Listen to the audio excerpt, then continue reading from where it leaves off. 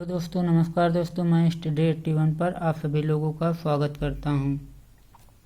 आज हमारा टॉपिक है जो कोशिका होती है, कोशिका के बारे में जानेंगे। आज हम जाएंगे उसके केंद्रक के बारे में। उसको नाभिक भी कहते हैं, जिसको इंग्लिश में कहते हैं न्यूक्लियस। देखो केंद्रक क्या होता है। नाभिक, जैसे नाभिक और न्यूक्लियस इसको इंग्लिश में कहते हैं। किसी भी कोशिका का महत्वपूर्ण कोशिकांग नाभिक या केंद्रक होता है। कोई भी कोशिका हो तो उसका सबसे महत्वपूर्ण अंग क्या होता है, वो केंद्रक होता है। यही कोशिका की सभी गतिविधियों का नियंत्रण कक्ष होता है। जितनी भी कोशिका के अंदर गतिविधियां होती हैं तो उसका ये नियंत्रण करता है। कौन?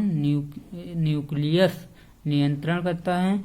इसीलिए इसको कहते हैं नियंत्रण कक्ष भी इसको कहते हैं। फिर देखो, जंतु कोशिका में नाभिक सबसे बड़ा अंग माना जाता है। जो जंतु कोशिका होती है उसमें नाभिक को सबसे बड़ा अंग माना जाता है। अब देखो 1719 में ल्यूवेनहॉक ने साल्मन मछली के आरबीसी में नाभिक का पता लगाया और उसको नाम दिया ल्यूमेन। 1719 में कौन से वैज्ञानिक? ल्यूवेनहॉक वैज्ञानिक ने फिर साल्मन मछली के आरबीसी में नाभिक का पता लगाया और उसका नाम दिया ल्यूमेन। फिर देखो, फिर बाद में रॉबर्ट ब्राउन ने, फिर कुछ दिनों के बाद रॉबर्ट ब्राउन ने पादप कोशिका में नाभिक का पता लगाया। फिर देखो, नाभिक के अंदर नाभिक द्रव्य पाया जाता है। जो नाभिक होता है उसके अंदर नाभिक द्रव्य पाया जाता है, उसको कोशिका केंद्रक द्रव्य भी कहते हैं, पाया जाता है। और इसमें धागेनुमा संरचना होती है। जो नाभिक के अंदर द्रव भरा रहता है उसमें धागेनुमा संरचना होती है। और उसी धागेनुमा संरचना को हम क्या कहते हैं? क्रोमेटिन कहते हैं। क्रोमेटिन दो चीजों से मिलकर बने होते हैं। एक होता है डीएनए, एक होता है हिस्टोन। डीएनए और हिस्टोन, डीएनए हिस्टोन से मिलकर क्या बनता है? आंशिक पदार्थ उत्पन्न होते हैं। जो डीएनए होता है और हिस्टोन होता है, इन दोनों से मिलकर जो क्या उत्पन्न होता है? तो आंशिक पदार्थ उत्पन्न होते हैं। फिर आगे देखो, कोशिका विभाजन के समय यही अतिकुंडलित होकर गुणसूत्र में बदल जाते हैं। जब कोशिका विभाजन होने लगता है तो यही पदार्थ जो होते हैं अतिकुंडलित एक में जैसे मिल जाते हैं और गुणसूत्र में ये बदल जाते हैं। फिर गुणसूत्र में बदल जाते हैं जिसमें डीएनए होता है। और डीएनए में क्या होता है? जीन पाए जाते हैं। जो डीएनए होता है, डीएनए में क्या पाए जाते हैं? बनते हैं जीन, जिनसे आंशिक गुणों की इकाई कहा जाता है। जीन को क्या कहा जाता है? आनुवंशिक गुणों की इकाई होती है। कौन? जीन।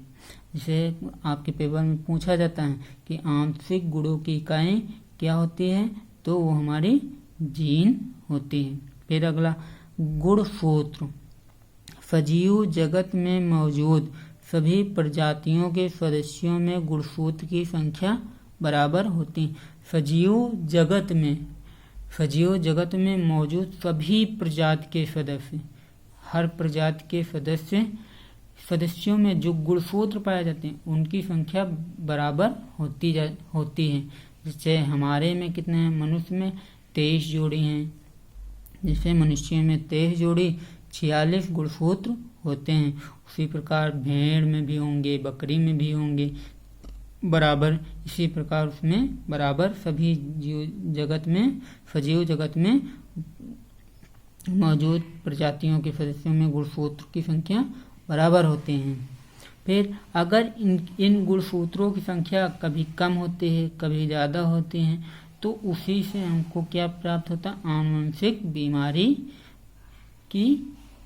आनुवंशिक बीमारी का पता चलता है। फिर आगे और देखें,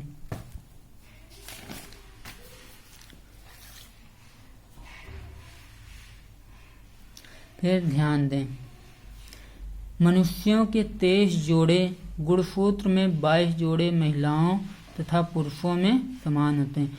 जो मनुष्य में 23 जोड़े गुणसूत्र होते हैं उनमें से कितने गुणसूत्र समान होते हैं? तो 22 जोड़े गुणसूत्र महिलाओं और पुरुषों में एक जैसे होते हैं। सिर्फ 23वां जोड़ा होता है वो सिर्फ अलग होता है। फिर तथा इस गुणसूत्र को कायिक दैहिक ऑटोसोम्स कहते हैं। जो ये 22 जोड़े गुणसूत्र होते हैं इनको हम क्या कहते हैं? ऑटोसोम्स, एक जैसे होते हैं, तो इसलिए इसको कायिक या दैहिक ऑटोसोम्स कहते हैं। 23वां जोड़ी ही लिंग निर्धारण में मदद करता है। जो 23वां जोड़ी गुणसूत्र होता है वो किसमें मदद करता है? लिंग निर्धारण में मदद करता है कि पुरुष है कि स्त्री है। तो फिर देखो लिंग गुणसूत्र जैसे XY होगा तो उसको हम क्या कहेंगे? हीट्रोसोम्स कहेंगे। अगर XX है तो उसको हम क्या कहेंगे? होमोसोम कहेंगे। फिर Y गुणसूत्र पर जीन उपस्थित होते हैं उसे हम होलोन्ड्रिया जीन कहते हैं। जो Y गुणसूत्र होता है उस पे जो जीन उपस्थित होते हैं तो उसे किस नाम से पुकारते हैं? होलोन्ड्रिया जीन कहते हैं। ये जीन की आंशिक लक्षणों का निर्धारण करते हैं। मनुष्यों में 35,000 जीन होते हैं। जीन से हम क्या करते हैं? आनुवंशिक जो लक्षण उत्पन्न होते हैं तो उसका हम निर्धारण करते हैं। और मनुष्यों में कितने जीन होते हैं? 35,000। फिर माँ के गर्भ में एक पीले रंग का पदार्थ भरा होता है। जो माँ का गर्भाशय होता है उसमें क्या भरा रहता है? एक पीले रंग का पदार्थ भरा रहता है जिसमें बच्चा हमारा सुरक्षित रहता है। जो गर्भाशय होता है वो उसमें बच्चा हमारा सुरक्षित रहता है। अगर बच्चों में कोई आनुवंशिक बीमारी होती है, अगर कोई बच्चों में कोई भी आनुवंशिक बीमारी होगी तो इसी पदार्थ के द्वारा हम उसे पता लगाते हैं और इसको कहते हैं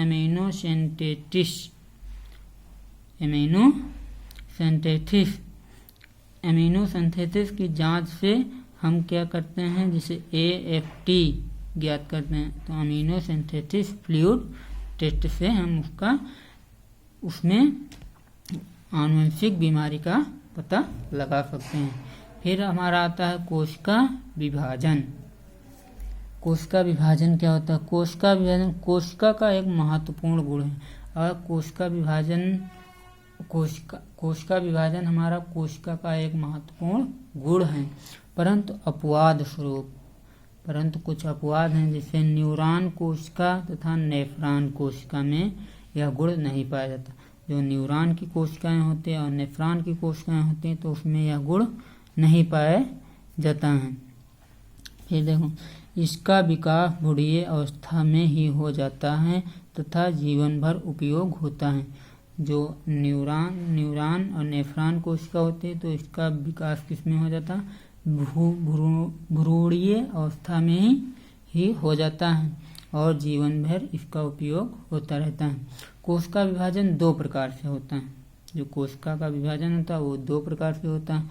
एक होता है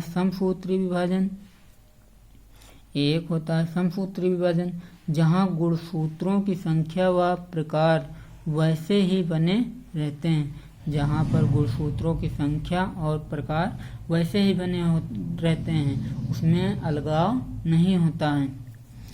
एक द्विगुणित पितृ कोशिका अपने जैसी द्विगुणित कोशिका को जन्म देती है और एक द्विगुणित पितृ कोशिका अपने जैसी द्विगुणित कोशिका का जन्म भी देती है। और इसमें जो होता है गुणसूत्र भी बराबर रहेंगे और प्रकार जो रहेगा सेम उसी तरह भी ये उत्पन्न होते हैं, तो उसे समसूत्री विभाजन कहते हैं। इसमें जो द्विगुणित पितृ कोशिका होगी वो अपने जैसी ही द्विगुणित कोशिका को जन्म देती है। यह विभाजन केवल कायिक दैहिक कोशिकाओं में होता है। यह विभाजन किसमें होता है? सिर्फ कायिक दैहिक कोशिकाओं में होता है। जो 22 जोड़े मनुष्य में होते हैं सिर्फ उसी में होगा ये विभाजन। इसमें 4 अवस्थाएं हैं। एक होता है प्रोफेज, दूसरा होता है एनाफेज, तीसरा होता है मेटाफेज, चौथा होता है टेलोफेज। में ये चारों क्रियाएं, ये जो कैक ये जो समसूत्री विभाजन है वो चारों फेज में संपन्न होती हैं। प्रोफेज में, मेटाफेज, एनाफेज, टेलोफेज में ये संपन्न होती हैं समसूत्री विभाजन। और इसके बाद की अवस्था हमारी क्या कहलाते हैं? इंटरफेज कहलाते हैं। फिर अगला आता हमारा समसूत्री विभाजन, समसूत्री नहीं, अर्धसूत्री विभाजन, जिसको कहते हैं मायोसिस। यह केवल जनन कोशिका में होता है, यह केवल जनन कोशिका में होता है। जैसे शुक्राणु हो गया, अंडाणु होगा, सिर्फ दोनों में होगा। इन दोनों को छोड़कर शरीर की सारी कोशिकाएं क्या हैं? दैहिक कायिक होते हैं। सिर्फ शुक्राणु और अंडाणु को छोड़कर सारी कोशिकाएं जो होंगी शरीर के अंदर वो क्या होंगी? दैहिक और कायिक। और दैहिक कायिक में कौन सा विभाजन होता है? समसूत्री विभाजन होता है। और शुक्राणु अंडाणु में कौन सा विभाजन होगा? वो अर्धसूत्री विभाजन होता है। यह विभाजन प्रोफेज 1-2, मेटाफेज 1-2, एनाफेज 1-2, टेलोफेज 1 और 2, ये कुल 8 अवस्थाएं होती हैं, उसी में यह विभाजन संपन्न होता है। सबसे लंबी अवस्था हमारी कौन सी होगी? मेटाफेज की होगी। और जो सबसे छोटी अवस्था होगी वो एनाफेज की होती है। 1-2 दोनों में सबसे छोटी अवस्था पाई जाती है और जो मेटाफेज है इसमें सबसे लंबी अवस्था पाई जाती है। ये कुल 8 अवस्थाओं में यह अर्धसूत्री विभाजन होता है। और इसके बाद क्या आता है हमारा? इंटरफेज, जिसको कहते हैं विरामावस्था। इंटरफेज विरामावस्था। फिर आगे देखो, फिर कोशिका विभाजन, फिर आता है हमारा कोशिका विभाजन।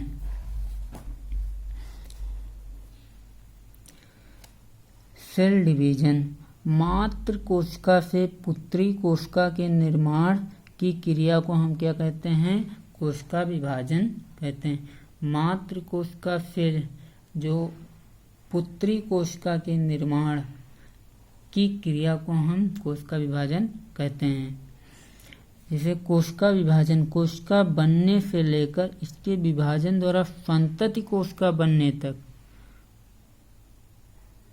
तक होने वाली सारी प्रक्रियाओं को हम क्या कहते हैं? कोशिका चक्र कहते हैं। इसे कोशिका बनने से लेकर, जब से कोशिका बन रही है और जब तक संतति की कोशिका बनने तक और उनके बीच में होने वाली प्रक्रियाओं को हम क्या कहते हैं? सेल साइकिल कहते हैं, कोशिका चक्र कहते हैं। फिर हार्वर्ड और पेल्स ने कोशिका चक्र के 4 चरणों में विभाजित किया। जो हार्वर्ड और पेल्स वैज्ञानिक थे, इन्होंने कोशिका चक्र को 4 चरणों में विभाजित किया है। पहला क्या है? G1 अवस्था, दूसरा G2 अवस्था, तीसरा GS अवस्था, चौथा M अवस्था। अब देखो G1 अवस्था क्या होती है, G2 अवस्था क्या होती है, S अवस्था क्या होती है, M अवस्था क्या होती है। G1 स्टेज, इसमें क्या होता है? आरएनए तथा आवश्यक प्रोटीन का संश्लेषण होता है। जो आरएनए होता है, जो G1 स्टेज में क्या होता है? आरएनए और जो आवश्यक प्रोटीन होती है उसका सिर्फ संश्लेषण होता है G1 स्टेज में। फिर G2 स्टेज में विभाजन की तैयारी होती है। जो G2 स्टेज है इसमें क्या होगा? विभाजन की सिर्फ तैयारी होगी, विभाजन नहीं होगा, सिर्फ उसकी विभाजन करने के लिए तैयारी होगी। फिर S स्टेज में डीएनए संश्लेषण की अवस्था होती है। जो S स्टेज है इसमें क्या होगा? डीएनए संश्लेषण की अवस्था पाई जाती है। फिर हमारा M स्टेज है, ये क्या होता है?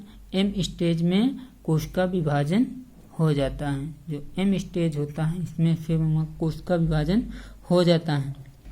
फिर M स्टेज में जैसे प्रोफेज, मेटाफेज, टेलोफेज, साइटोकाइनेसिस की क्रियाएं होती हैं। जो M स्टेज होता है कोशिका विभाजन में प्रोफेज, मेटाफेज, टेलोफेज, साइटोकाइनेसिस की क्रियाएं इसमें संपन्न होते हैं। फिर आता है हमारा इंटरफेज अंतरावस्था G1F-G2 जो कि दो विभाजन के मध्य की अवस्था है। दो विभाजन के मध्य की अवस्था क्या होती है? G1F और G2। अर्थात